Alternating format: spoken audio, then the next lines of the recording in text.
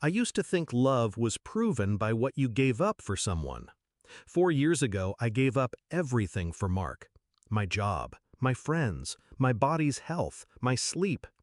After the accident, I fed him, bathed him, carried him in and out of bed. I wiped his face when he drooled. I learned to cook without seasoning because his stomach couldn't take it anymore. I told myself I didn't mind. That's what you do for the man you love. That afternoon started like any other.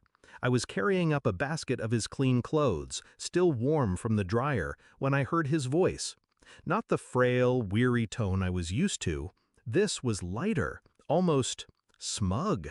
"She's just a free maid," he said, laughing. The words stopped me cold. I froze on the landing. Then another voice, a woman's, soft, playful, too familiar. I moved closer, silent on the carpet. The bedroom door was nearly shut, just a sliver open. Through it, I saw his hand. Not twisted and weak like he claimed, but holding a wine glass. Then the camera of my mind zoomed out. Her, perched on the bed, hair tumbling over bare shoulders. My grandmother's quilt beneath her, the one I used to wrap him in when he was shivering in pain. I didn't make a sound, didn't drop the basket. I just stared, long enough to burn the image into my brain like acid etching metal.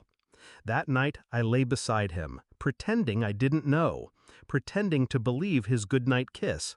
But inside, something shifted. I wasn't going to cry, I wasn't going to scream, I was going to bury him, not in the ground, but in the kind of ruin you never crawl out of. I started small. I documented everything. The prescriptions he didn't take, the bank transfers to an account I didn't recognize, the purchases for silk lingerie in a size I never wore. I made copies of every message, every receipt. I found the woman, a physical therapist he'd fired 6 months before. She thought he was divorced. He'd been telling her I was just a live-in nurse who refused to leave. I didn't correct her. I just asked her politely to send me copies of his texts. She did. Next, I visited our lawyer under the guise of updating his will, in case his health got worse. I learned something interesting. If I could prove he was capable of more physical function than he claimed, I could contest his disability benefits and his insurance payouts. So I waited. Weeks, months.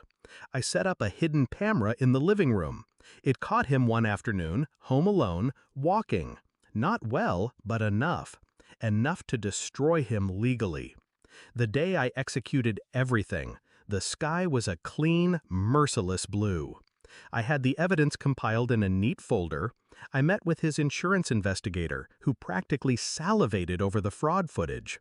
I handed the lawyer the proof of adultery, bank fraud, and misappropriated funds.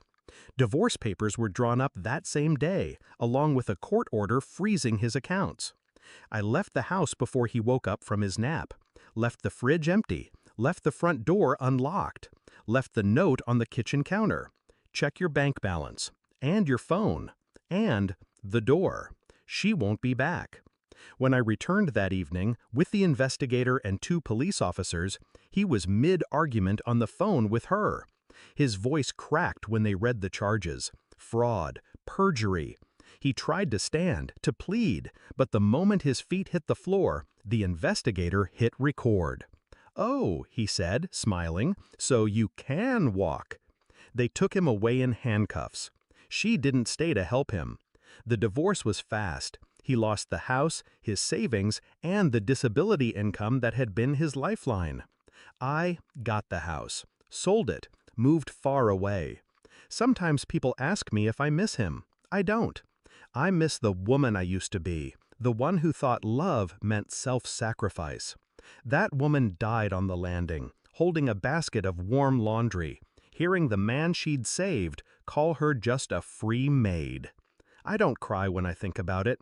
I smile, because I know what he sees now when he closes his eyes, the door swinging open, his little game collapsing, and me standing there, finally not carrying anything for him at all.